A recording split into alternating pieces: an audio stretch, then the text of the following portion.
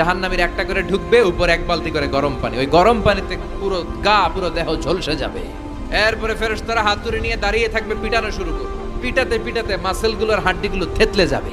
জাহান্নামের আগুনে জ্বলতে জ্বলতে যখন চামড়াগুলো গোশতগুলো ঝলসে যাবে, রব্বুল আলামিন নতুন করে চামড়ার গোশত গায়ের মধ্যে ফিট করে দিবে। ওই চামড়া গোশত আবার ঝলসাবে, আবার ফিট। আযাবটা মজা যেন ভালো করে টের পায়। একের পর এক শাস্তি শুরু এবার জাহান্নামে। যারা দুনিয়াতে আত্মহত্যা করছে, ছুরি মারছে, ও খালি ছুরিই মারবে। বিষ খাইছে, খালি বিষ খাবে।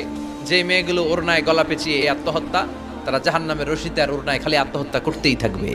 যারা স্মার্টফোনের ভিতরে ইন্ডিয়ান নায়িকাদের কোমর দোলানো ডান্স দেখেছে, অশ্লীল ভিডিও দেখেছে, জাহান্নামের গরম শিক চোখের ভেতরে ঢুকিয়ে দেওয়া হবে। যারা মিথ্যা বলতো, ওদেরকে এক লাইন জাহান্নামের ছুরি দিয়ে কুচি কুচি করে জিহ্বাটা কাটা হবে।